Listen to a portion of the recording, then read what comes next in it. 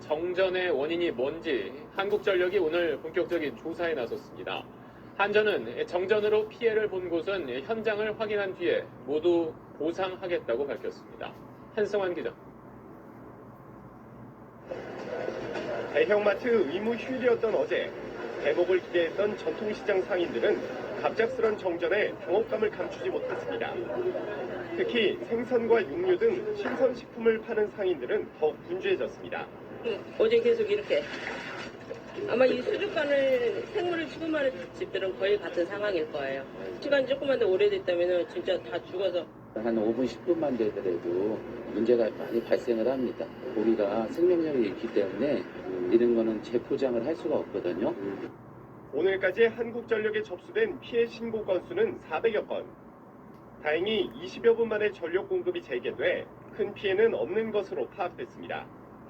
한전은 정전으로 인한 피해가 확인될 경우 약관에 따라 모두 보상한다는 계획입니다.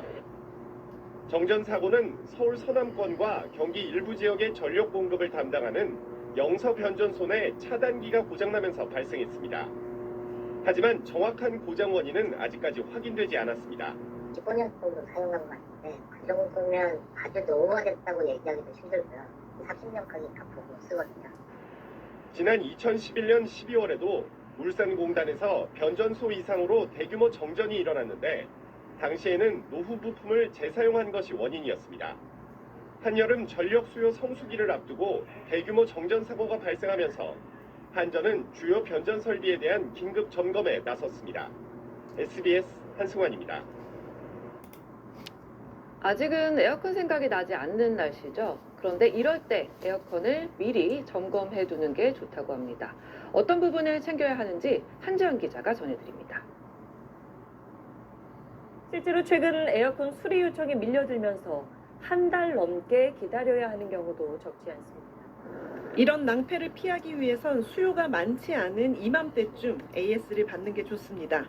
애들은 좀 피부병에 걸리기도 하고 짜증도 많이 내고 그래서 좀 사전 점검 받아서 미리 준비를 했어요. 주요 가전업체들의 경우 4, 5월까진 소모품 비용을 제외한 출장비, 기본 점검비가 무료입니다. 전문가를 부르기 전에 스스로 점검하는 건 필수입니다. 그 에어컨 점검하러 가면은 가장 황당할 때가 이제 전원이 안 켜진다고 하시는 경우가 많이 있거든요. 네. 리모컨 건전지가 방전됐는데 에어컨이 고장난 걸로 오인하는 경우가 의외로 많다고 합니다. 이런 고장 아닌 고장이 AS 요청건의 30%나 됩니다. 리모컨에 문제가 없는지 확인하려면 핸드폰 카메라를 이용하는 게 좋습니다. 리모컨 전원 버튼을 눌렀을 때 밝혀지는 LED 불빛은 눈빛으론 잘 보이지 않지만 카메라로 봤을 땐 잘 보입니다. 에어컨 필터 청소는 여름이 오기 전에 미리 하고 사용하기 시작한 이후에도 2주에 한 번씩은 해주는 게 좋습니다. 급세 필터라고 해서 먼지가 조금 많이 쌓이면은 금방금방 바람이 좀 약해지거나 이렇게 가정에서도 손쉽게 할 수 있습니다. 막 손으로 세게 문질르시거나 막 비벼 빠시는 분들 계시는데요. 그래도 물에다 이렇게 비스듬히 세워놓고 세척하시면은 쉽게 빠져나와요. 아까 전에는 손으로 막 문질렀을 때 나왔거든요. 먼지가 근데 확실히 깨끗하게 씻겼네요. 씻겼어요 깨끗하게. 월 1, 2회 필터만 청소해줘도 10.7kWh 정도의 전력을 아낄 수 있습니다. 올해는 지난해보다도 더 더울 거라는 예측이 나오고 있어 사전 에어컨 점검이 유용할 것으로 보입니다. SBS 한지연입니다.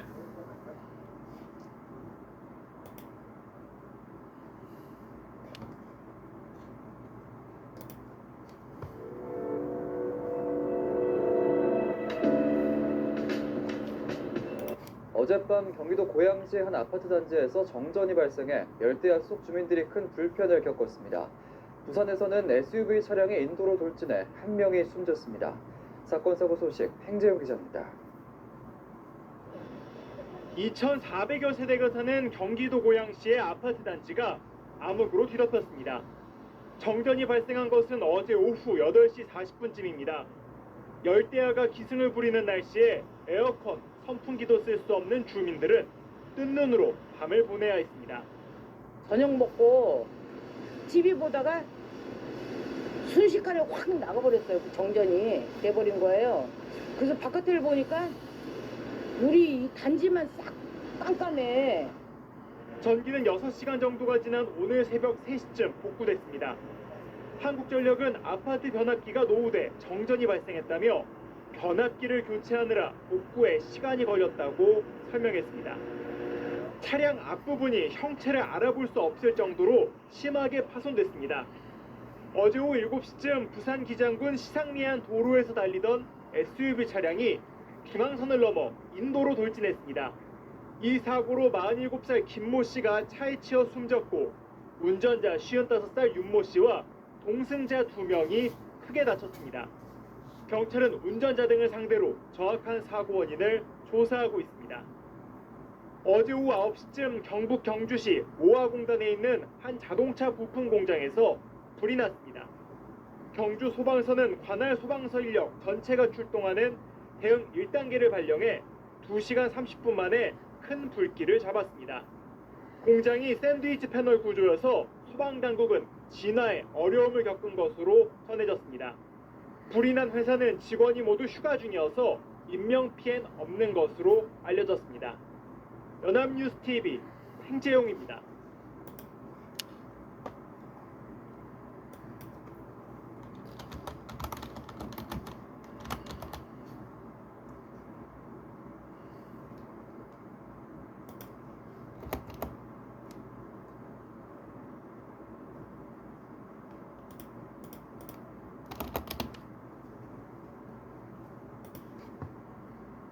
유치원생들을 태우고 서울 동부간선도로를 달리던 버스가 차량 2대를 잇따라 들이받았습니다. 이 사고로 어린이들을 포함해 모두 24명이 다쳤습니다. 사건 사고 소식 김상민 기자가 취재했습니다. 소방차 한 대가 사이렌 소리를 울리며 줄지어선 차량들 사이로 빠르게 지나갑니다. 잠시 뒤 도착한 구조 현장. 승용차 한 대는 뒤집힌 채 부서져 있고 어린아이 여러 명이 경찰관 보호 아래 길가에 앉아 있습니다. 울부짖는 소리도 들립니다. 어제 낮 1시 반쯤 서울 노원구 동부간선 도로에서 영어 유치원 통학버스 한 대가 앞서가던 승용차 2대를 잇따라 들이받았습니다. 이 사고로 버스 안에 타고 있던 6살 어린이 18명과 외국인 교사 2명, 승용차 운전자 등 24명이 다쳐 근처 병원에 옮겨졌습니다. 버스 기사는 사고 현장에서 제동 장치에 이상이 있었다는 취지로 말한 걸로 전해졌는데 경찰은 원인을 규명하기 위해 추가 조사가 필요하다는 입장입니다. 그거는 이제 조사해가지고 나중에 이제 조사할 예정이에요. 안전거리 비약보를 한 건지 아니면은 안전운전을 해야 되는데 못 했는지 그럼 확인해봐야죠. 어제 오후 5시 10분쯤엔 경기 남양주의 한 음식점에서 불이 났습니다. 불은 음식점 내부와 집기류 등을 태우고 약 40분 만에 꺼졌습니다. 가게 주인인 60대 남성이 홀로 불을 끄다가 2도 화상을 입어 병원에 옮겨졌고 근처 다른 식당에 있던 손님 등 10여 명이 대피했습니다. 소방당국은 목격자 진술 등을 토대로 정확한 화재 원인을 조사할 예정입니다. SBS 김상민입니다. 오늘 새벽 경기 고양시에서 승용차가 중앙선을 넘어 주차돼 있던 버스를 그대로 들이받는 사고가 났습니다. 승용차인 20, 30대 남성 4명이 타고 있었는데 3명이 숨지고 1명이 크게 다쳤습니다. 경찰은 일단 음주운전을 의심하고 있습니다. 보도에 박재현 기자입니다. 어둑어둑한 새벽 시간, 승용차 한 대가 굉음을 내며 쏜살같이 지나갑니다. 곧이어 큰 충돌음이 들립니다. 잠시 뒤 블랙박스에서 찍힌 곳에서 멀지 않은 곳에 승용차는 관광버스 아래 처박혀 있습니다. 오늘 새벽 5시 20분쯤 경기 고양시 일산서구의 한 도로에서 BMW 차량이 반대 차선에 주차돼 있던 관광버스로 돌진했습니다. 도로를 달리던 차량은 중앙선을 넘어 주차돼 있던 버스를 그대로 들이받았습니다. 버스 앞부분에 당시 충격으로 인한 흔적이 고스란히 남아 있습니다. 버스 밑으로 아예 깔려들었어요. 태풍이 어마어마했어요. 사고 당시 차량엔 모두 4명이 타고 있었는데 운전자인 30대 남성 A씨와 동승자 20대 남성 2명 등 3명은 병원으로 옮겨졌지만 숨졌습니다. 또 다른 동승자 30대 남성도 중상을 입고 병원으로 옮겨졌지만 생명에 지장은 없는 걸로 전해졌습니다. 경찰은 사고 현장에 차량 브레이크를 밟은 흔적이 남아있지 않고 차량 내부에 약물 투약 정황은 발견되지 않은 점 등으로 미뤄 일단 음주운전일 가능성에 무게를 두고 있습니다. 다만 경찰은 약물 투약 가능성도 확인하기 위해 차량 탑승자의 혈액을 채취해 국립과학수사연구원에 음주와 약물 가능성에 대한 감정을 의뢰할 예정입니다. 또 생존자가 깨어나면 동승자들의 관계와 사고 당시 상황에 대해 조사할 계획입니다. SBS 박재현입니다.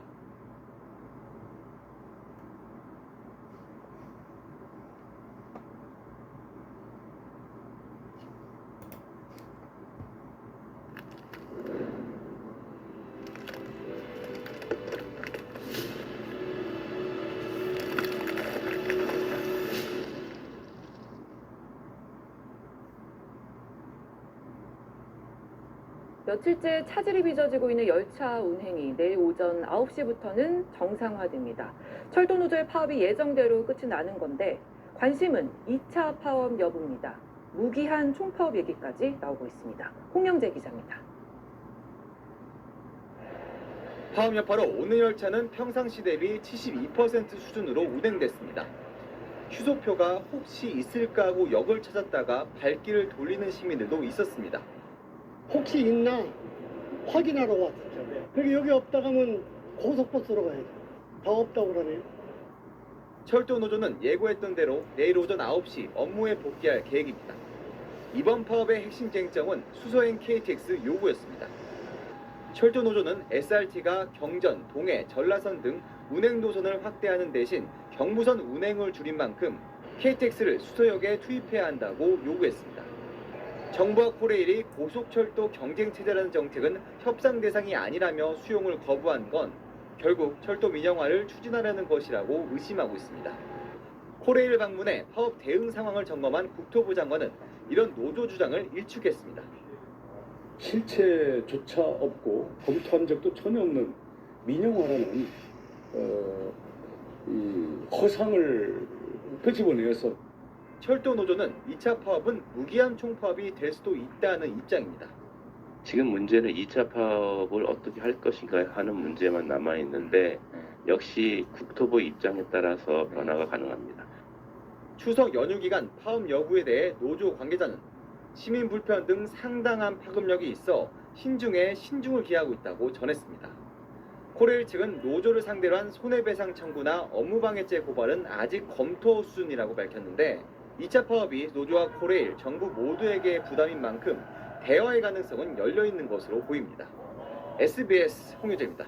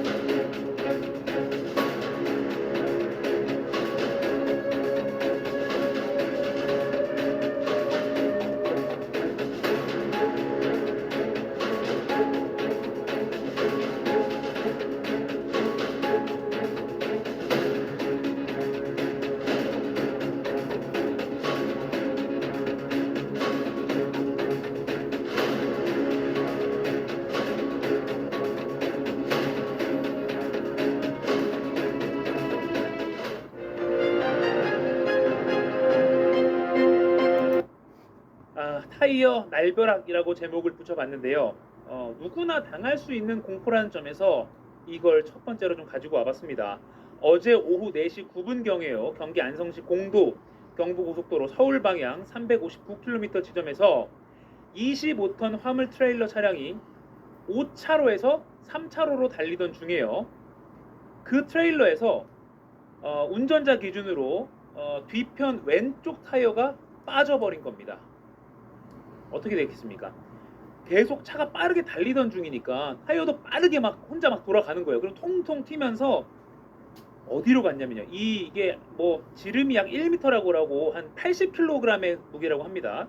이게 중앙분리대를 넘어서 반대에서 아무런 죄 없이 그냥 정상 주행하고 있던 고속버스를 이렇게 관광버스를 친 겁니다. 앞유리를 그대로 통과했고요.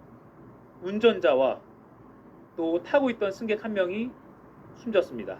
그리고 2명이 중상을 입었고 11명이 경상을 입어서 병원으로 옮겨져서 치료 중입니다. 정말 안타깝고 충격적인 사고가 벌어진 건데요. 운전기사와 그리고 기사의 대각선 뒤편에 앉아있던 승객이 숨졌다고 합니다. 이 관광버스에 타고 있던 승객들은 광주에서 활동하는 아마추어 사진작가라고 하고요. 이 사진작가들이 행사가 있어서 안산시에 있던 그 총회 행사에 참석하고 돌아가던 길에 이런 사고가 벌어졌습니다. 승객들이 언론에 인터뷰한 바에 따르면 쿵 하는 소리와 함께 버스 앞유리로 갑자기 타이어가 들어왔다. 그리고 아수라장이 됐다고 합니다. 구조대원들이 이렇게 구조를 벌이고 있는데요. 내부 사진도 좀 보여드리겠습니다. 충격적인 사진입니다.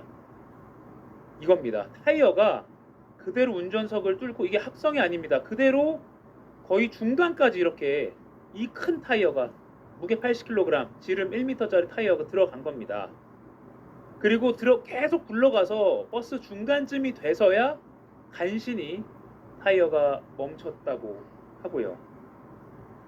그런데요, 제가 좀 화가 나는 건 이게 국내를 막론하고 계속해서 벌어지고 있는 사고라는 점입니다. 먼저 비슷한 사고 저희 JTBC 교양 프로그램이죠. 한블리 프로그램에 있는 영상 먼저 보고 계속 이야기 나눠보겠습니다. 영상 보시죠. 아 이거. 근데 뭐가? 예. 밖에 피했는데 왜? 뭐야? 아 뒤에 차. 뒷차가 쳐서 달라왔구나. 갑자기 밖에 피했어. 제가 피한 거야. 아이고. 물론 이거는 이제 사고로 쓰러진 차에서 사고 충격으로 바퀴가 이탈했을 가능성도 있긴 합니다. 그런데 바퀴가 빠지니까 아까 앞서 보신 그 블랙박스 차량, 주행하던 차는 간신히 잘 피했죠. 하지만 뒷차량이 그 타이어를 박아서 앞으로 튕겼고 블랙박스 차량 후면을 다시 추돌한 그런 사고입니다. 이 타이어 이탈 사고는요, 앞서 어제 있었던 그 관광버스 충돌 사고도 충격적이지만 2차 사고도 굉장히 크다고 경찰들은 지적을 하고 있습니다. 그러니까 타이어를 피하면서 이렇게 굴러오는 타이어를 피할 수 있잖아요. 잘 운전하는 분들은 피하면서도 2차 사고가 뒤에 오는 차와 부딪히거나 그런 사고가 난다는 겁니다. 교통 흐름이 완전히 방해되는 경우도 있고요. 그리고 해외에서 벌어진 사고들도 있는데요. 먼저 호주에서 있었던 사고도 한번 보시죠. 타이어 이탈 사고입니다. 영상 보겠습니다. 네, 호주의 어느 도로입니다. 반대편 차선에서 큰 물체가 굴러오더니 자동차를 덮칩니다. 다시 한번 볼까요? 차를 덮친 건 다름 아닌 트럭 타이어였습니다. 피할 새도 없이 순식간에 굴러와서 그대로 차와 충돌했습니다. 네, JTBC 사건 반장에서 방송했던 내용을 저희가 가지고 왔는데요. 역시 이 가해 차량으로 해야 될까요? 그 타이어가 빠진 그 첫 번째 차량도 대형 트레일러고요. 이 차량의 경우는 바퀴가 두 겹으로 된 엄청 큰 트레일러 바퀴였나 보죠. 그래서 사고 차량과 충돌했는데 다행히 양 차량이 모두 속도가 고속도로만큼 크지는 않았기 때문에 피해가 인명피해까지 이어지지 않은 걸로 저희가 외신을 통해서 확인하고 있습니다. 그리고 이런 사고도 미국에 있었는데요. 사건 반장 영상 더 보시겠습니다. 네, 여기는 미국 로스앤젤레스 인근의 한 고속도로입니다. 1차선 차량이 옆차선과 나란히 달리기 시작한 순간 픽업 트럭에서 떨어진 타이어가 또 타이어. 옆차를 덮쳐버립니다. 하필이면 타이어가 차가 아래로 들어가서 이렇게 튀어오른 바람에서 3m 공중으로 붕 솟구쳤고요. 허공에서 반 바퀴를 돌아서 앞쪽 본인부터 지상에 떨어지면서 몇 바퀴를 더 구르는 모습입니다. 오, 타이어. 네, 엎친 데 덮친 격으로 타이어가 반대편 차선으로 굴러갔지만 다시 한번 또 사고 차량에 부딪히면서 멈춰섰고요. 그러니까 고속도로에서 타이어가 이탈하면 정말 시한폭탄이라고 할 수 있는 게 아까 지금 방금 미국 고속도로 사례처럼 뭐 소형차, 우리나라 기아 소울차죠. 소형 준중형 차 같은 경우는 그냥 갑자기 튕겨버릴 수도 있는 그런 엄청난 사고도 날 수가 있고, 아까 튕기고 나서 그 타이어 어떻게 됐습니까? 계속해서 통통 튀고 있죠. 다른 옆차까지도 계속 피해를 줄 수 있는 그런 사고입니다. 그런데 또 화가 나는 건요. 제가 준비한 사진도 보시죠. 2018년 9월에 있었던 사고입니다. 경기 평택 서해안고속도로를 달리던 역시 25톤 트레일러에서 바퀴가 빠지면서 똑같습니다. 반대 차선을 달리던, 그러니까 또 중앙분리대를 넘은 거죠. 반대 차선을 달리던 산타페 차량 조수석을 운전석과 조수석 그대로 그냥 이렇게 치워버린 거예요. 보십시오. 가족이 타고 있던 차입니다. 이 사고로 운전자의 아내 40대 여성이 숨졌습니다. 그리고 두 딸이 다쳤습니다. 25톤 트레일러에서 역시 바퀴가 빠져서 이런 사고가 났습니다. 이 가해 트레일러는요, 이 사고가 나기 3일 전에요, 정비소에서 정비를 받았다고 합니다. 6줄의 타이어가 있는데 그 타이어 가운데 좌측의 4번째 줄에 있는 타이어가 결합이 잘 안 된 걸로 경찰은 추정했고요. 그 너트가 제대로 조이지 않아서 발생한 사고로 경찰은 보고 그 3일 전에 정비를 했던 그 정비사를 입건을 한 그런 경우입니다. 2018년 9월에 서해안 고속도로에서 있었던 끔찍한 사고입니다. 안쪽을 보시면 정말 뭐 처참한 사고 현장을 볼 수가 있습니다. 그리고 또 제가 방금 이 유형을 계속 말씀드리는 겁니다. 트레일러에서 바퀴가 빠졌고 중앙분리대를 넘어서 맞은편에서 오던 차량을 친 겁니다. 요 사고 개요도는요, 2006년 12월에 영동고속도로에서 있었던 일입니다. 자, 요건 어떤 상황이냐? 이것도 똑같습니다. 이번엔 승합차인데요, 가해 차량이. 승합차에서 뒷바퀴에서 빠졌습니다. 통통통 굴러가죠. 중앙분리대를 넘습니다. 그리고 마주오던 고속버스 운전석을 깨고 그대로 들어갔습니다. 그리고 운전석에 있던 운전사가 사망했고요. 차량은 갓길에 보호벽을 들이받고 멈춰선 사고입니다. 이 사고로 버스기사 34살 전모씨, 버스 승객 32살 이모씨가 숨지고 다른 승객 3명이 다쳤습니다. 여러분, 제가 처음에 보여드렸던 어제 일어난 사고, 역시 버스기사와 승객 1명이 숨졌고 많은 사람이 중상을 입었습니다.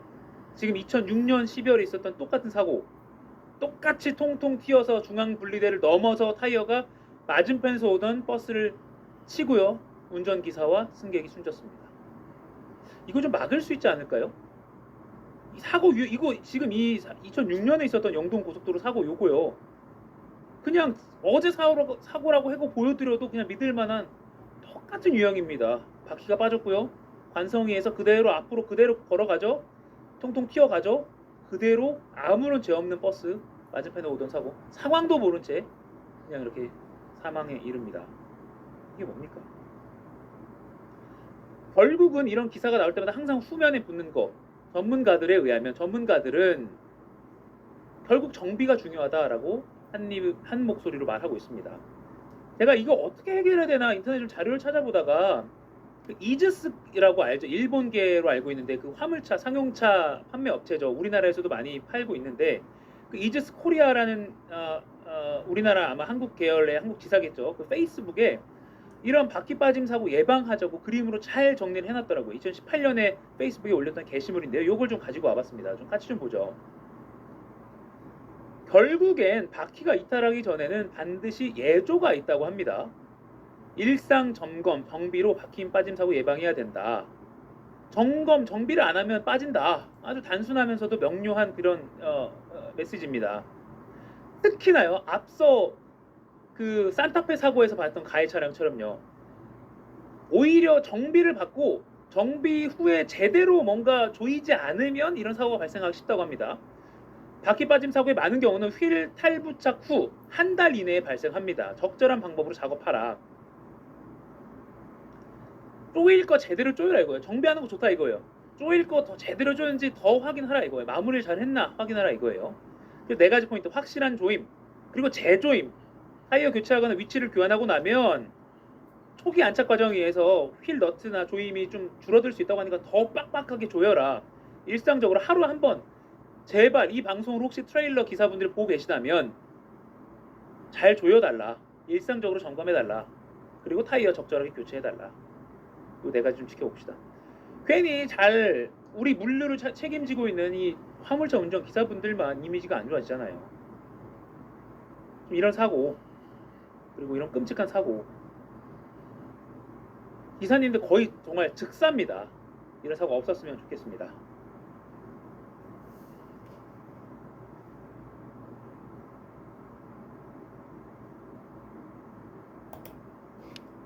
여러분 안녕하십니까? 뉴스룸을 시작하겠습니다. 주 호주 대사로 임명된 이종섭 전 국방부 장관이 오늘 저녁 호주로 출국할 것으로 알려졌습니다. 최상병 사건 외압 의혹의 피의자인 이 전 장관은 출국 금지 사실이 알려지면서 한 차례 출국을 늦췄었는데 야권은 핵심 피의자를 도피시키고 있다며 비판했습니다. 김한수 기자입니다. 이종섭 전 국방부 장관이 오늘 저녁 호주로 출국할 것으로 알려졌습니다. 지난 4일 주호주 대사에 임명된 지 엿새 출국 금지가 해제된 지 이틀 만입니다. 이 전 장관은 해병대 최상병 사망 사건에 외압을 행사했다는 의혹으로 고위공직자 범죄수사처의 수사 대상이었습니다. 국민적 관심이 큰 사건의 피의자가 주요국 대사로 임명된 데 대해 비판이 일었고 이 전 장관의 출국 금지 조치가 내려졌던 점까지 뒤늦게 알려지면서 논란은 커졌습니다. 그러자 이 전 장관은 공수처에 자진 출석해 4시간가량 조사를 받았고 곧바로 다음날 법무부는 이 전 장관에 대한 출국 금지를 해제했습니다. 이 신청이 들어왔으니까 거기에 따르는 이 신청을 처리하는 절차와 기준에 따라서 처리할 것입니다. 이 전 장관은 언론의 관심이 쏟아지자 지난 8일 출국 일정을 한 차례 연기한 바 있습니다. 이 전 장관의 출국 소식이 알려지자 야권은 일제히 목소리를 높였습니다. 더불어민주당은 인천국제공항에서 기자회견을 열고 사건 피의자가 해외로 도피하고 있다고 비판했습니다. 조국혁신당과 개혁신당도 이 전 장관의 출국을 규탄했습니다. 국민의힘은 공직자로서 공무 수행을 위한 것이라면서 외교의 정쟁은 안 된다고 반박했습니다. 외교부는 이 전 장관의 출국 일정과 관련해 개인 동선의 문제라며 공개할 수 없다고 했습니다. JTBC 김한수입니다.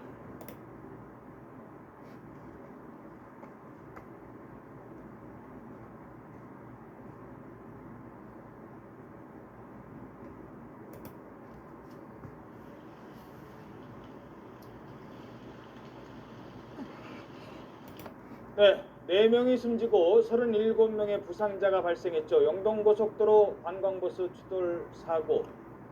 자, 그런데 또 다른 블랙박스 영상이 공개가 됐다고 합니다. 자, 이 사건을 간단히 정리를 하면요. 운전기사는 나는 졸음운전 안 했다. 휴대전화도 사용하지 않았다. 이렇게 얘기를 하고 있습니다. 뭐 앞에 차가 있어서 그거 피하려다가 사고가 났다고 합니다. 계속 어제도 저희들이 뉴스 통해서 인터뷰를 했었는데요. 화면을 함께 살펴보도록 하시죠. 어떤 상황이 발생을 했는지 저희 YTN의 제보 영상이 왔습니다. 그 소식을 전해드린 어떤 분께서 진실을 밝히고 싶다라면서 보내주신 화면입니다. 준비 안 됐습니까? 컴퓨터를 보니까 차가 앞에 있어가지고 아니 뭐 쭉 이래 왔는데 쭉 달리고 있었는데 갑자기 차가 앞에 있어가지고 이렇게 브레이크를 밟을 시간도 없이 그냥 충격했다. 뭐 이거지는 그거예요. 자꾸 2차선 도로인데 좌우로 이제 비틀비틀 대면서 운전 좀 하셨던 분들 딱 보면은 졸음운전하는 건가라고 바로 느낄 수 있을 정도로 이렇게 계속 왔다 갔다 했어요. 예. 자, 뭐 지금까지 여러 가지 갈치자를 그리고 어제 26년 된 택시 기사님께서 YTN에 전화를 하셨습니다. 저거는 스키드 마크가 없다고 그러더라고요. 네, 사고 그렇죠. 직전에. 그 상황 좀 설명해 주실까요? 그러니까 사고 직전 상황. 지금 현재 그 당시 영상을 보고 아마 시청하신 분들 굉장히 다 충격을 받으셨을 텐데요. 차량은 그냥 앞에 터널 앞에 그냥 정차해 있는 상태고 차가 막혀서 네. 이 고속버스는 평지입니다. 안개도 전혀 끼지 않았어요. 전방에 시야가 가리는 것도 전혀 없었습니다. 근데 전혀 브레이크를 밟지 않은 상태에서 시속 한 105km 정도 속도라고 지금 확인이 됐는데 네. 105km 속도로 지금 말씀하셨던 스키드 마크가 없다는 건 브레이크를 안 밟았다는 소리입니다. 그렇죠. 안 밟고 바로 그 K5 승용차를 추돌하고 연쇄 추돌로 이어지게 된 건데요. 지금 현 시점에서 지금 운전기사는 아니 나는 차선을 변경하고 앞에 갑자기 차가 나타나서 그걸 확인을 못하고 미처 브레이크를 못 밟았다는 취지인데 그거는 저 영상 운전을 조금이라도 해본 사람은 말이 안 된다는 걸 다 느낄 수밖에 없습니다. 그리고 조금 전에 보였던 저 영상 자체는 이 사고가 나기 전 상황이잖아요. 네, 지금 보면은 저거는 음주운전 아니면 졸음운전이에요. 예. 지금 거의 갓길까지 차가 나갔다가 다시 들어오잖아요. 떴습니다. 그러니까 지금 그러니까요. 그렇기 때문에 지금 일단 아무 뭐 졸음운전도 아니고 저기 스마트폰도 본 적이 없다면 그거는 오히려 고의가 있다고 봐야 될 것 같아요. 좀 극단적으로 생각해요. 그렇기 때문에 운전기사분도 지금 이렇게 계속 나가면 오히려 이게 그러면 앞차를 고의로 추돌한 것처럼 보일 수밖에 없는 상황이기 때문에 좀 생각을 하셔야 될 것 같습니다. 예. 자, 계속 이제 그런 상황이 되자 또 한 분이 어제 YTN으로 전화를 하셔서 저희들과 전화 인터뷰를 했습니다. 그분 말씀은 버스 기사가 이 원래 자야 될 숙소에서 잠을 안 잤다. 뭐 이런 얘기를 하셨습니다. 함께 다시 한번 보시죠. 그날 저녁에 방을 제공을 했는데 기사님이 방에서 안 주무셨대요. 응, 안 주무시고 그래서 어디서 주무셨냐 물어봤더니 차에서 주무셨다 그러더래요. 그러면서 그분들이 하시는 말씀이 편안하게 잠을 안 자서 그랬는지. 네, 뭐 결론을 저희들이 말씀드릴 상황은 아닙니다. 경찰이 뭐 조사를 하고 있으니까요. 하지만 이 정도 되면 사고의 진실을 어떻게 밝혀낼 수 있을까요? 그러니까 일단은 지금 현재 과실이 있다는 부분은 명백한데요. 이분이 지금 계속 전방주시 의무 불이행 정도로 넘어가려고 하는 건 그러면 처벌이 안 될 수도 있습니다. 기본적으로. 그러니까 지금 다른 뭐좀 속도 위반도 부분도 있기 때문에 그런 부분을 합해서 교통사고 처리 특례법 위반으로 해서 5년 이하의 징역형도 처해지게 되는데 현실적으로 그러니까 운전을 누구나 다 한 사람, 그러니까 뭔가 입증이 부족하면 결국은 경험치에 의존하게 되는데 졸음운전이나 전방주시 의무 불이행인 그 스마트폰 같은 걸로 일어날 개연성이 높다라고 볼 수밖에 없고요. 그래서 저는 이런 부분들을 앞으로 사고 원인을 좀 명확하게 밝혀야 되잖아요. 그래서 운전석에 운전자를 비추는 CCTV 관광버스나 고속버스는 반드시 있어야 된다는 생각이 듭니다. 최근에 졸음운전이나 너무 또 운전을 오래 해야 되는 과정에서 피로감 때문에 이런 류의 사고들이 가끔 일어나잖아요. 그러니까 그런 부분하고 그다음에 일정한 톤수 이상 되는 차량 같은 경우에는 사실 도로의 흉기입니다. 사고가 나면 일반 차량보다 훨씬 대형 사고, 네, 대형 사고로 이어지게 되잖아요. 미국 같은 경우에는 차선을 이탈하거나 조금 전처럼 아까 이렇게 왔다 갔다 하는 상황이 되잖아요. 차선을 이탈하면 경보음이 울리고 그리고 앞차와의 거리가 어느 정도 이하로 줄게 되면 또다시 경보음이 울리는 그런 시스템이 차량에 장착이 돼 있다고 하는데요. 우리나라도 그냥 말만 그냥 앞으로 졸음운전하지 맙시다에 그칠 게 아니라 그런 류의 장치들이 외국에서 시행이 되고 있고 그게 효과가 있다면 우리나라에도 그런 부분을 도입할 필요가 있지 않을까 그런 생각이 듭니다. 알겠습니다. 네, 그제 새벽 1시쯤 전남 지역 화순의 한 국도에서 여중생 2명과 성인 남성 2명이 숨진 그런 교통사고가 났었는데요. 승용차가 중앙분리대를 들이받고 일어난 사고였습니다. 네, 이 사고에 의문점이 많다고 하는데요. 오늘 뉴스 따라잡기에서 짚어봅니다. 네. 김기훈 기자, 얘기가 어떻게 시작이 되나요? 네, 탑승자 4명이 모두 숨진 만큼 먼저 사고가 어떻게 일어나는지 알아보는 게 좋을 것 같습니다. 사고가 난 것은 커브길이라 평소에도 교통사고가 잦았다고 하는데요. 그런데 사고 승용차는 이 길을 빠른 속도로 내달리다 결국 중앙 분리대를 들이받고 만 것으로 조사됐습니다. 그 충격으로 탑승자들 가운데 3명은 차량 밖으로 튕겨 나가까지 했는데요. 여중생 2명과 20대, 30대 남성이 목숨을 앗아간 사고 현장으로 우선 가보겠습니다. 전남 화순의 한 국도, 그제 새벽 1시쯤 용두 터널 인근에서 흰색 승용차가 중앙 분리대를 들이받았습니다. 아마 저 완충이 충격하면서 칠 힘으로 차가 발전하면서 흩어진 것 같아요. 차량이 급정거를 하면서 생긴 선명한 타이어 자국은 당시 사고 순간이 얼마나 긴박했는지를 짐작하게 하는데요. 사고가 난 승용차의 옆면은 형체를 알아보기 힘들 정도로 심하게 파손됐고 차량 앞 유리는 산산조각이 났습니다. 전복 사고라고 이렇게 첩보를 받고 저희 출동했습니다. 현장에 도착했더니 차량 한 대가 그 가드레일 쪽에 완파가 되어지고 있는 상태고. 전남 보성에서 화순 방향으로 가던 차량이 용두터널 상행선 차로로 빠져나온 뒤 300m 지점에서 사고가 일어난 것. 사고 발생 장소는 구분길이라 평소에도 사고의 위험이 높았던 곳이었습니다. 도로가 좀 위험한 주요 도로고 그리고 또 너무 그렇게 차가 완파가 많이 돼서 힘들었죠. 인근 주민의 신고로 119 구급대가 현장에 급파됐지만 상황은 매우 심각했습니다. 탑승객 3명이 도로상 위에 의식 없이 중상으로 이렇게 누워 계셨고 상태가 매우 안 좋았습니다. 차량 안에는 여중생 1명이 타고 있었고 또 다른 여중생과 남성 2명은 충돌 직후 차량 밖으로 튕겨나간 것으로 경찰은 보고 있는데요. 갑작스런 이 교통사고로 차에 있던 16살 박모 양과 박양의 친구를 비롯해 28살 정모 씨와 31살 김모 씨, 4명이 모두 숨졌습니다. 사고 전날 평소와 다름없이 집을 나섰던 박양. 하루아침에 싸늘한 시신으로 그녀를 마주하게 된 가족들은 황망함을 감추지 못했습니다.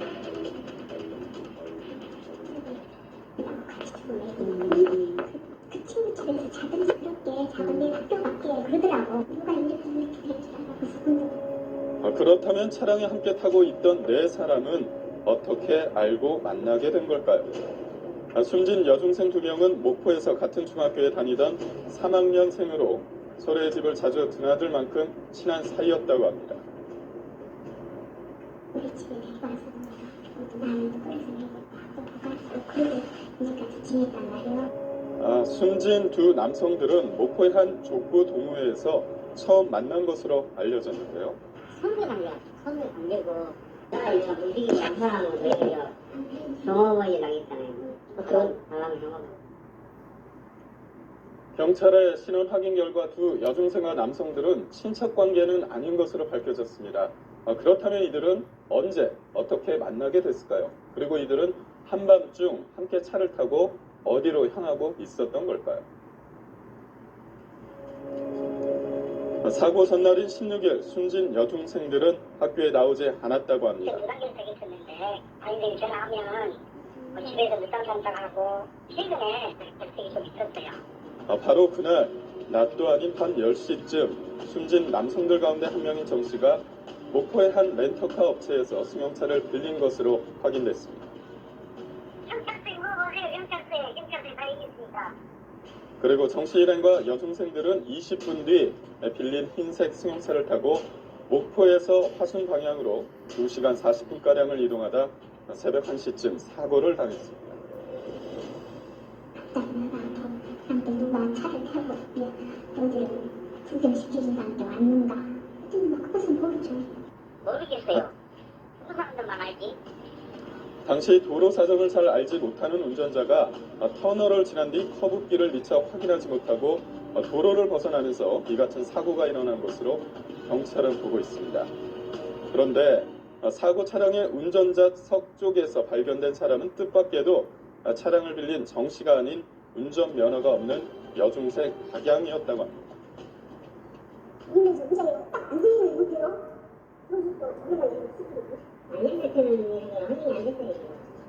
누가 운전을 했는지 정확히 알 수는 없지만 사망자 가운데 3명이 커브길 교통사고의 충격으로 차량 밖으로 발견된 만큼 박양이 무면허 운전을 하다가 사고를 냈을 가능성도 배제할 수 없는 상황인데요.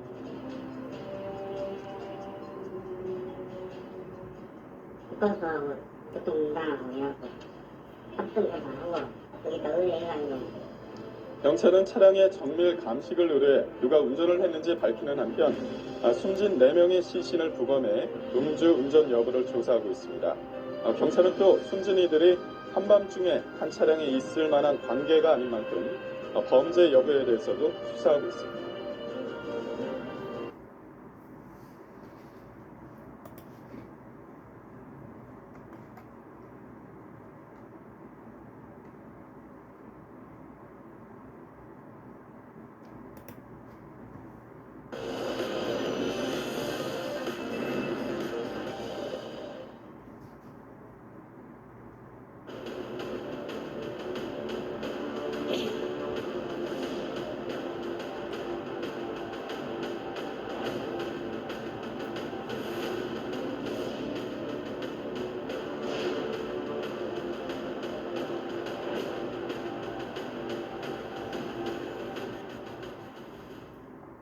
보신 그대로입니다. 그제 경남 창원의 한 사거리에서 시내버스와 택시, 승용차가 저렇게 추돌하면서 2명이 숨지는 3중 추돌 사고가 발생했는데요.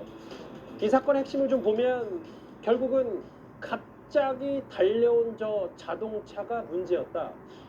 박성영 변호사님, 저 사건 보셨을 때 뭐 급발진도 의심된다고 하는데 물론 국가수가 판단하겠지만 어떻게 저렇게 사고에서 갑자기 저렇게 자동차가 빨리 온 건 아닌지 모르겠어요. 영상만 봐서는 이해할 수 없는 사고인데 택시가 무서운 속도로 달려와서는 승용차 모서리를 들이받고 버스 측면을 정면으로 들이받은 다음 불타오릅니다. 택시 탑승객 한 명이 그 자리에서 사망하고 택시 운전기사도 병원으로 이송됐지만 사망한 상태이고 버스기사, 승객, 승용차 탑승자 등 7명이 경상을 입었습니다. 급발진 의심이 제기되고 있습니다만 택시 운전사가 사망한 상태라 사고 경위를 규명하는 데 일정한 한계가 있습니다. 물론 택시 운전기사에게 약물 등 음주 복용 가능성은 혈액을 통해 확인해 볼 수 있겠습니다만 전반적인 사고 경위는 파악하기가 어렵습니다. 예. 블랙박스도 해소했지만 불타오른 택시 내부에 있던 블랙박스 칩이 손상돼 원인 규명에 어려움이 있을 것으로 보이고 다만 급발신 운전 등 각종 사고 원인과 관련해서는 국과수의 정밀 감식을 의뢰해둔 상황입니다. 그렇지만 급발진도 입증해내기가 만만치는 않을 것 같습니다. 단순히 국과수의 정밀 감식 의뢰에 기대기보다는 주변 차량들의 블랙박스나 주변의 CCTV 등을 통해서 사고 당시에 택시에 브레이크 등이 들어와 있는지 사고 전반의 시뮬레이션 규명을 통해서 급발진 여부 등 사고 원인 규명에 상당한 신경을 써야 하는 사건이라고 할 수 있습니다. 알겠습니다. 그제 창원에서 일어났던 저 큰 사고 얘기까지 저희 결과도 좀 규명이 돼야 될 텐데 여기까지 만나봤습니다. 사고 원인. 그럼 지금까지 들은 여러분들의 목소리를 만나볼까요? 첫 번째 댓글입니다. 가정사까지 논란이라니 나올 게 다 나온 것 같다. 김은경 위원장 말씀하신 것 같아요. 예. 머그샷 거부하면 안 찍는 게 말이 됩니까? 22살 최연정 신상 공개됐는데 거부했다. 이 얘기 나오죠? 가해자 인권만 있고 피해자 인권은 없나요? 예, 맞습니다. 이 서현정 흉기난동본 말씀하신 것 같아요. 정당 방위를 확대 적용하라. 한동훈 장관도 비슷한 주제 얘기를 했는데요. 마지막 보겠습니다. 풀려난 고급차 남성은 어느 집 대단한 아들이길래 특히 사건 사고 관련해서 많은 관심을 가져주신 것 같습니다.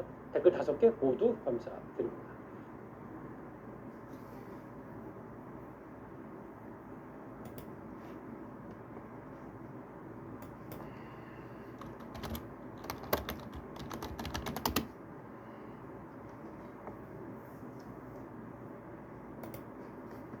개에 물리는 사고가 또 발생했습니다. 피해자는 반려견과 함께 신혼여행을 온 부부였습니다.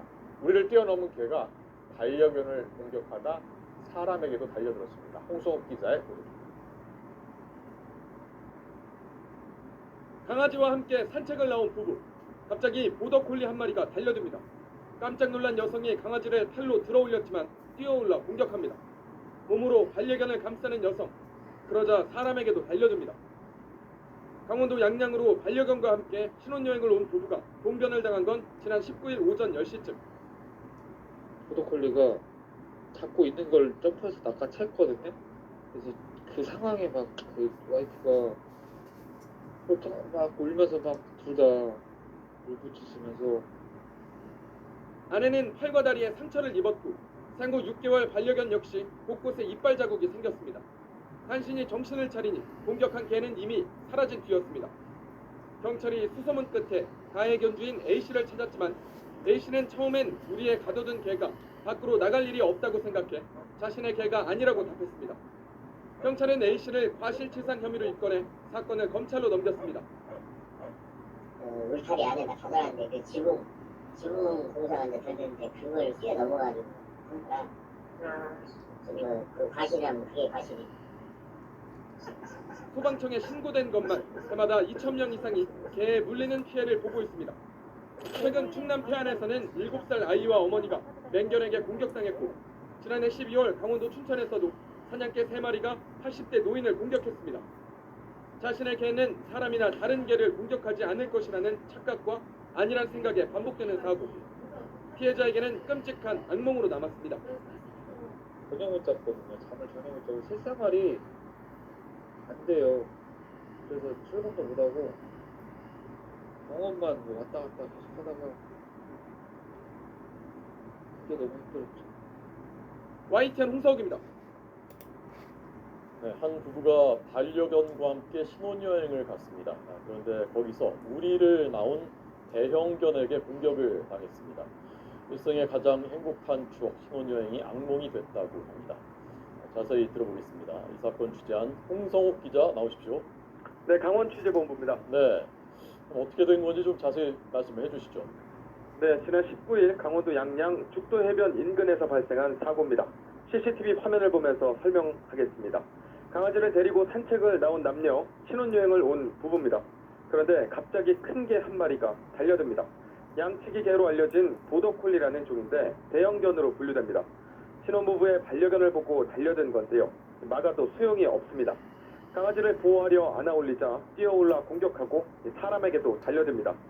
피해 부분은 30초가 되지 않는 워낙 짧은 이 순식간에 벌어진 일이었고 또 반려견 목줄이 엉켜 제대로 대응을 할 수 없었다고 밝혔습니다.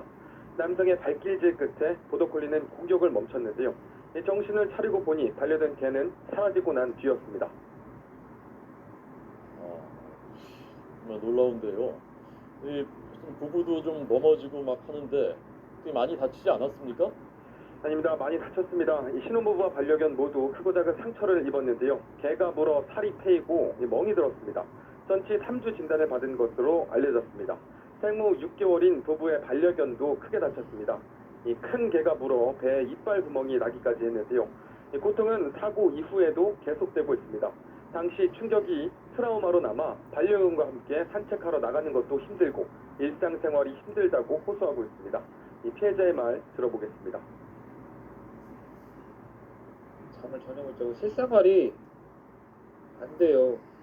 그래서 출근도 못 하고 병원만 뭐 왔다 갔다 계속 하다가 그게 너무 힘들었죠. 네. 자, 저 대형견 보더콜리라는 대형견은 어떻게 저렇게 혼자 뛰쳐나왔습니까? 네, 신혼부부와 그 반려견을 공격한 이 보더콜리 인근에 있는 한 주점 직원이 키우던 개였습니다. 취재팀이 찾아가 보니 이 보더콜리를 볼 수 있었는데요. 다가가자 심하게 짖으며 사람을 경계했습니다. 이 개 주인 A씨는 개 우리 지붕을 사러 자리를 비운 사이 탈출한 것으로 보인다고 밝혔습니다. 사고 직후 경찰이 A씨를 찾았지만 A씨는 처음엔 우리의 가둬둔 개가 밖으로 나갈 일이 없다고 생각해 자신의 개가 아니라고 답했습니다. 이후 CCTV 화면 등을 확인한 뒤에 자신의 개가 신혼부부와 반려견을 공격한 것을 인정했는데요. A씨는 보더콜리를 5년 정도 키우면서 사람이나 다른 개를 공격한 적이 없어 본인도 이번 일이 당황스럽다며 피해자에게 죄송하다고 말했습니다. 네, 그러면서 해당 보더콜리를 경기도의 개 훈련소로 보낼 예정이라고 말했습니다. 이번 사건과 관련해 경찰은 A씨를 과실치상 혐의로 입건해 사건을 검찰로 넘겼습니다. 이 개물림 사고로 사람이 다쳤다면 개 주인은 2년 이하의 징역 또는 2천만 원 이하의 벌금을 물릴 수 있습니다. 네, 그렇군요. 참 걱정되는 게 이런 사고가 그 전에도 비슷한 사고가 있었기 때문에 그렇지 않습니까? 네, 그렇습니다. 지난 12월 강원도 춘천에서도 개물림 사고가 있었습니다. 우리를 탈출한 사냥개 3마리가 홀로 있던 80대 노인을 공격했는데요. 멧돼지를 잡기 위해 훈련된 사냥개였는데 이유 없이 가만히 있던 사람을 공격한 겁니다. 온몸을 사정없이 물어뜯겨 피부 이식 수술까지 받아야 했습니다. 지난 20일 충남 태안에서는 7살 아이와 어머니가 공격당하기도 했습니다. 단독주택에서 40대 남성이 키우던 반려견 2마리가 탈출해 사람을 문 겁니다. 특히 얼굴을 물린 아이가 크게 다쳤고 큰 수술을 받아야만 했습니다. 2마리 가운데 하나는 맹견인 핏불 테리어였습니다. 개물림 사고 잊을만 하며 발생하는데 매년 2,000건 넘게 발생하고 있습니다. 매년 2,000건이라고 하니까 이게 남의 일만은 아닐 수 있겠다라는 아마 느낌을 많은 분들이 받으실 겁니다. 뭐 대책이 있어야 되지 않겠습니까? 네, 그렇습니다. 이 개물림 사고 당연하게도 공격한 개들은 모두 입마개를 하지 않았습니다. 우리가 엉성하게 지어진 곳도 있었는데요. 현행법상 도사견과 핏불테리어, 로트와일러 등 맹견 5종에게만 입마개를 의무화하고 책임보험을 들도록 하고 있습니다. 하지만 맹견으로 분류된 5종 외에도 다른 개 역시 언제든 돌변해 사람을 공격할 수 있습니다. 앞서 양양에서 신혼부부와 그 반려견을 공격한 보더콜리 역시 맹견으로 분류되어 있지 않습니다. 이 때문에 특정 견종에 국한한 현행법으로는 반복되는 사고를 막을 수 없다는 지적이 나옵니다. 여기에 무엇보다 개 주인, 견주의 철저한 관리와 인식 변화가 필요합니다. 자신의 개는 사람이나 다른 개를 공격하지 않을 것이라는 착각과 안일한 생각은 버려야 합니다. 인식 변화를 위해 정부 차원에서 다양한 반려견 관리 교육을 진행해야 한다는 목소리도 나옵니다. 지금까지 강원취재본부에서 YTN 홍서욱입니다. 동영상의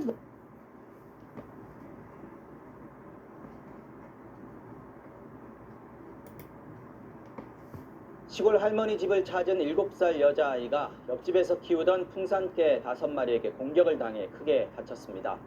손녀가 놀러 오니까 목줄 좀 채워달라고 개주인에게 미리 요청까지 했는데도 개주인 무시했고 결국 일이 벌어졌습니다. 윤환 기자의 보도입니다. 강원도 횡성군의 한적한 농촌마을. 지난달 8일 어버이날을 맞아 7살과 9살 손자 손녀들과 그 가족들이 할머니 집을 찾았습니다. 그런데 오후 6시쯤 마당에 갑자기 풍산개들이 나타났습니다. 윗집에서 내려온 개 5마리는 마당에서 놀고 있던 아이들을 덮쳤습니다. 9살 손자와 손녀는 달아났지만 7살 손녀는 도망치다가 넘어지고 말았습니다. 개 5마리는 넘어진 손녀를 집중적으로 공격했습니다. 7살 아이는 다리와 팔 등 12군데를 물려 큰 상처를 입었습니다. 5m쯤 떨어진 텃밭에서 어른들이 일하고 있었지만 손쓸 겨를이 없었습니다. 너무 충격적이고 진짜 피가 거꾸로 솟는 심정이었어요. 주위에 어른이 없던 것도 아니었어요. 그만큼 순식간에 일어난 일이라는 거죠. 옆집 개 주인은 밤에 나타나는 야생동물을 쫓겠다며 종종 풍산개들을 목줄을 채우지 않았습니다. 그래서 할머니는 미리 개 주인에게 손주들이 다녀갈 동안만이라도 목줄을 채워달라고 부탁했습니다. 하지만 견주는 이 요구를 무시했고 개를 풀어놓은 채 집을 비웠는데 개들이 옆집으로 넘어와 아이들을 공격한 겁니다. 피해 아이의 아버지는 7살 딸을 공격한 풍산개 5마리를 안락사시킬 것을 요구했습니다. 하지만 견주는 치료비를 포함해 합의할 의사가 있지만 안락사는 받아들이기 어렵다고 밝혔습니다. 성견이잖아. 입양을 보내는 게 참 쉽지가 않아요. 진짜 요구 많이 자아도 내 자식이랑 마찬가지예요. 현재 사람을 공격했다는 이유로 개를 안락사시킬 강제 규정은 없습니다. 자기네들의 필요에 의해서 개를 길러야 되겠다고 이렇게 얘기를 하는 게 화가 나는 부분이죠. 경찰은 견주를 과실치상 혐의로 입건하고 사고 경위를 조사하고 있습니다. MBC 뉴스 윤하은입니다.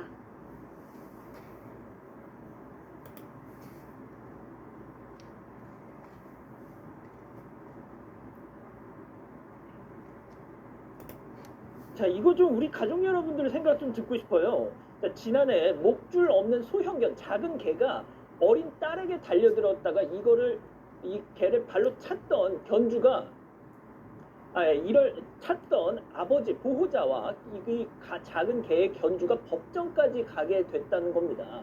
자, 그런데 어제 그 사연 속에 그 보호자 아이의 아버지가 후기를 올렸어요. 자, 이 기자가 일단 다시 한번 좀 정리를 해주시죠. 네, 당시 사건부터 좀 정리를 해보겠습니다. 지난해 말에 글쓴이의 가족들은 외식을 하려고 같이 집 밖으로 나왔는데요. 갑자기 저편에서 작은 강아지 한 마리가 달려오더니 딸을 향해서 짖기 시작합니다. 그러면서 이제 딸은 트라우마가 있었는데 이제 강아지가 계속 짖고 자기한테 달려드니까 울면서 도망을 치는 상황이었고요. 소형견이 이렇게 계속 짖으면서 딸을 향해서 달려드니까 글쓴이는 딸을 보호하기 위해서 개를 발로 찼던 그런 상황이었습니다. 자, 찼습니다. 견주도 달려왔습니다. 아이고 죄송합니다가 아니었죠, 소장님? 네, 그게 아니고 그냥 말리면 되지 왜 발로 개를 차냐라고 이제 항의를 했어요. 그러니까 이 아이의 아버지는 이게 뭐 강아지를 그럼 설득하냐? 내가 그럼 못한 강아지한테 뭐 설득이 안 되니까 일단 내 딸을 보호하기 위해서 발로 찼다. 그러면서 뭐라고 얘기를 했냐면 만약에 내 딸에게 입질까지 했으면 밟아서 죽였을 것이다. 라고까지 강력하게 얘기했다고 합니다. 자, 그런데 말이죠. 이후에 저 견주의 아들이 찾아와서 아저씨 사과하세요 했다면서요. 그렇습니다. 사건이 끝나는 줄 알았는데 그 이후에 그 견주의 아들이라고 찾아오면서 인터넷 방송을 하면서 뭐라고 했냐면, 야, 그 개가 큰 개도 아니고 작은 개인데 우리 개를 찾냐? 그리고 왜 주인한테 개를 죽이니 많이 얘기했냐? 사과해라 라고 그러면서 또 뭐라고 했냐면, 당신이 개를 찾기 때문에 개가 다쳤다. 당연히 딸을 걔한테 안 물리기 위해서는 발로 차는 게 아니라 때려도 되거든요. 근데도 불구하고 10만 원을 내놔라고 했던 거예요. 그랬더니 피해자가 볼 때는 아니, 이거는 우리 딸을 물려온 개를 내가 발로 찼는데 이제 긴급히나 할 수 있어요? 했는데 불구하고 돈 내라고 그래? 너 법을 해. 그럼 나 못 주겠어 라고 해서 다툼이 벌어진 거죠. 둘이 다툼하고 욕설을 하다 보니까 그 견주의 아들이 경찰에 신고를 해서 경찰이 찾아오게 됐습니다. 자, 그럼 여기서 체크포인트 짚어보죠. 개가 동물 학대범. 자, 견주 측이 말이죠. 이 아이의 아버지 보호자를 동물 학대로 고소를 했다. 자, 먼저 이 견주 측에서 이 개 치료비 10만 원 달라고 얘기를 하니까 이 아버지 측에서 우리 딸에 대한 어떤 정신적 손해배상 달라라고 나 소송 제기하겠다라고 했습니다. 그러니까 또다시 이 견주 측에서 우리 개한테 학대 행위란 것이다. 동물보호법상의 동물 학대 아니냐라고 하면서 경찰에 고소를 한 상황입니다. 소장님도 제가 알기로는 정말 강아지 댕댕이 하면 정말 정신이 혼미해지시는 분으로 알고 있지만 아니 이건 아무리 뭐 동물권 뭐 그리고 동물 학대 하지 맙시다라고 아니 그거랑은 또 다른 문제죠. 사람이 먼저잖아요. 그래도. 그러니까요. 저도 이제 아이도 키웠고 강아지도 기르는 이제 첫째는 아들이고 둘째는 강아지냐 뭐 이렇게 얘기 듣고 있는 사람인데 그래도 강아지가 사람을 이렇게 달려올 때는 사람 먼저죠. 그리고 아이 먼저죠. 그건 뭐 당연히 자연스러운 마음 아니겠습니까? 그리고 이제 강아지를 너무 사랑하는 마음은 충분히 이해가 되지만 어쨌든 이 사람 지금 강아지한테 목줄을 안 맸어요. 뭐 입마개를 하기에는 좀 작은 강아지였으니까 입마개 나였다고 쳐도 그러면 무조건 견주 책임이죠. 목줄을 안 맸기 때문에 굉장히 위험한 상황이고 또 강아지를 아무리 사랑한다고 해도 우리는 개는 개다. 개는 본능이 있을 수 있기 때문에 언제라도 본능적으로 행동할 수 있다라는 걸 인지하면서 키워야 될 것 같아요. 자, 그러면 그 고소전의 결과는 어떻게 나왔습니까? 네, 견주는 이제 동물학대로 글쓴 분을 고소를 했는데요. 글쓴 분에게 유리한 결과가 나왔습니다. 경찰이 CCTV를 확인을 했고 이건 정당한 방어로 보인다라고 하면서 내사 종결을 했는데요. 사건을 검찰에도 넘기지 않고 종결 처리를 한 겁니다. 자, 이후에 또 이게 민사로까지 갔어요. 그렇죠. 이 사건 김은배 팀장님 조금 말씀하셨지만 처음부터 처벌받을 수 없는 사건입니다. 뭐 법적으로 말하면 긴급 피난에 해당할 겁니다. 저런 상황이 온다 그러면 누구라도 딸을 보호하기 위해서 과하지 않은 측면에서 저 방어 행위를 할 거라고 보이는데 그렇기 때문에 내사로 끝나는 조치가 됐는 거고 그 이후에 이 작성자 같은 경우는 아버지 같은 경우는 상당히 화가 나서 딸에 대해서 이렇게 했던 거에 대해서 손해배상 청구를 했고요. 민사 손해배상입니다. 위자료 500만 원하고 뭐 치료비 등등 1000만 원을 돈을 달라라고 손해배상을 하니까 그때서야 이제 견주가 연락이 옵니다. 합의하자. 네, 미안합니다. 한 350만 원 정도로 합의를 봅시다라고 하고요. 그래서 한 350만 원 정도 합의를 했다고 해요. 합의를 했는데 이제 문제는 합의를 하면서 다른 또 내용도 좀 했어요. 뭐가 있냐면 가급적이면 이제 앞으로 목줄 좀 하고 다니고 그런 것도 하면서 사고가 좀 나지 않도록 미리 좀 방지하겠다라고 했는데 그 이후에는 동네에서 한 번씩 마주치는데 목줄 잘하고 다니는가 봐요. 아, 진짜. 또박또박 걔가 이제 걸어 다니고 그렇게 하면서 잘 마무리됐다라고 지금 얘기를 하고 있습니다. 팀장님. 저는 뭐 작은 개든 큰 개든 막 날 향해서 달려온다. 내 아이를 향해서 달려온다. 근데 3단봉은 없다. 그럴 때면 어떻게 해야 됩니까, 이거? 일단은 작은 개 같은 경우 우리가 펼치지만 냉면 같은 경우에는 만약에 그 주인이 그 목줄을 안 합고 또 입에 입마개 안 했을 경우에는 도망가면 안 됩니다. 도망가면은 따라서 물거든요. 마주 보고 인상을 쓰세요. 같이 눈을 노려봅니다. 그리고 맹균이 달려들으면은 주변에 보세요. 뭐 몽둥이라든지 돌 있다. 드세요. 달려들면 톤을 때리세요. 근데 피난 아무것도 없다. 아무것도 없다. 그냥 바라보고 주먹 이 격투샷을 취하면은 쉽게 못 때립니다. 진짜예요. 한번 해보세요.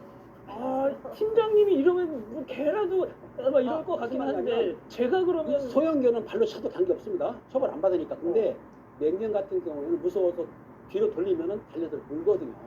그러니까 개 맹견의 눈을 바라보면 쏘아보면서 뒷걸음을 치고 있다가 멀리 벌어지면 그때 피해야 되는데 무서워서 웅크리거나 도망가면은 달려들거든요. 뭐 말은 쉬운데 그거 아니 항상 생각을 해야 돼요. 큰일 납니다. 아무튼 계속 노려봐라. 네, 노려보고 눈썹 치면 안 돼요. 그러면서 서서히 뒤를 물러나는 거죠. 오케이. 알겠습니다. 자, 아무튼 우리 가족 여러분들도 개는 개일 뿐이다. 사람이 먼저다. 이렇게 말씀을 하고 계십니다. 알겠습니다. 이렇게 정리하고요.